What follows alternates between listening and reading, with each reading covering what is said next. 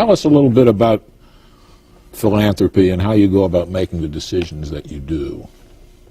Well, the biggest single focus we have right now, we have a number of foci, but first of all, our foundation and our philanthropy is primarily based on scientific research. That is, supporting mathematics and science basic research. That's and we spend 80% of our funds on that. One thing you didn't mention is the autism Right. initiative that we have, and that's probably the biggest single project we have, and there we're quite focused, and we've put up a team under the leadership of Jerry Fishbach, who's a well-known neuroscientist, and to run that, and we're trying to make some progress with that condition, which really goes to the heart of, in many respects, of how the brain works. Understanding that condition is going to end up giving us a lot of understanding about how a normal brain, an unaffected brain works. And so it's quite scientifically very challenging. But basically, our approach is to support basic scientific and mathematical research for two reasons. One, because we think there's a lot of leverage in that one can do a lot of good by making progress in these basic kinds of areas. And two, it's interesting to both Marilyn and me. We both like research. I get into it a little bit. I've learned some neuroscience. Obviously, I'm a mathematician, so maybe I could get into a little bit about what we're doing here. But so it appeals to us aesthetically as something very interesting and something we both like, and from the first point of view. Autism is, of course, a very important subject now. There's very little known about it, isn't that? Well, of course, if everything was known about it, then it wouldn't be such a problem. It's genetic, that's for sure. Two identical twins, if one has it, the other is 90% going to have it. So at least beyond the spectrum, it's a broad range of conditions that have a number of things in common. So the first fact is it's genetic. The second fact, and now we've been looking for genes. There's going to be a large set of genes that impinge on this, probably at least 50 from different places in the genome that are going to create what's called autism. Presumably many of these affecting the same pathway or the same subsystem. In other words, there are a lot of things that can make a car go wrong, not drive. Maybe the spark plugs are no good, or the carburetor is no good, or this or that. Any of them relates in a poor performance of the car, but they may be different things. So, and most of these genes, the genetic condition is probably going to be turn out to be what's called sporadic. In other words, you don't inherit it from your mother, let's say. It's not found in her genome, but it might be a damage in her egg, or perhaps more likely in your father's sperm. So there could be, at the germ cell level, some damage at the time of inception, some genetic damage, which then becomes in the infant's genome.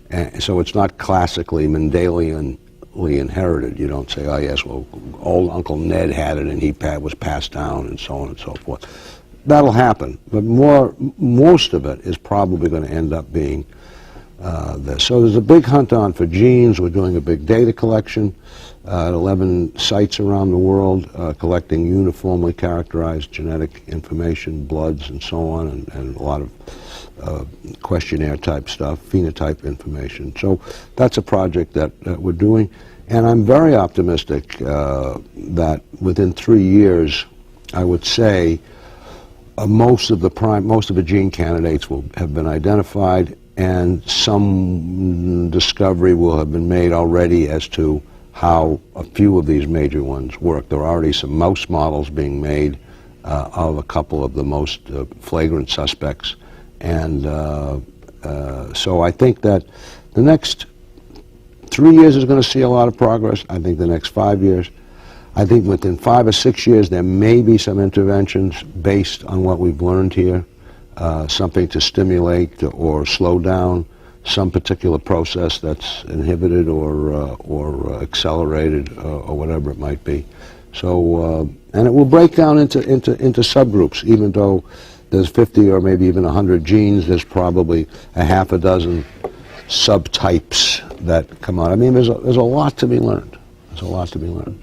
You sound very hopeful, though. I mean, that's I'm very the most hopeful. optimistic assessment of autism I've ever heard. Well, I'm very, very hopeful. I mean, I think there's a clear path. It's genetic, let's find the genes. Find the genes, let's see what they do. There's a clear path. There will be progress on this path. Will it be wiped out or 100% treatable? I doubt it very much. Will a reasonable amount of it be treatable? I'm optimistic. You reject the fairly widespread notion that it's somehow connected with vaccinations, for example. Well, there's not a shred of evidence. If there was some evidence, I might. All the experiments that have been done in large samples have shown absolutely no difference between large groups that have been vaccinated and similar groups that have not been vaccinated with this mercury or thimerosal, whatever. So if there were evidence, sure, but there isn't any. The reason I think that people are suspicious of this, one thing, there's a tremendous desire to, people really want an answer, because it's a terrible thing to have a child, in particular, who's severely autistic. It's a terrible thing. And secondly, about 15% of autisms are regressive. It means this, that in about 15% of the cases, a child will seem to be developing normally through roughly the age of 2, and then go backwards, lose language, maybe lose some coordination that he or she had, and so on. It's a regressive type. That happens to be roughly the time at which kids get one of these multi-shots. So a lot of people say, oh, well, she was fine until she got that rotten shot. Well, maybe it was a month before or a month after or something like that. But there's no causative connection that anyone has determined between those shots and that behavior. But that would be I mean, look at all the people who still think living by a high tension line, that electromagnetism is going to give you cancer. Now, there's not a shred of evidence of that, but there are still people who say, hey, you know, I don't believe it. They're out to get it. So, anyway, I'm sorry I talked too long. No, that's perfectly fine. I think one can summarize some of what Frank is saying is that he said physics is broader, and so is mathematics, in particular on the application side.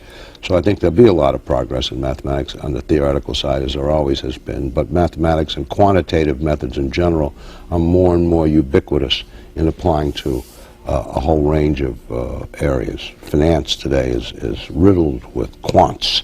Obviously, Google didn't even exist 20 years ago, and so on and so forth. So there are many, many opportunities for people in mathematics or with mathematical training, yes, to do great research, but also to do a variety of things. And in another interview, perhaps we could get on to our failures to educate the young people in the country. But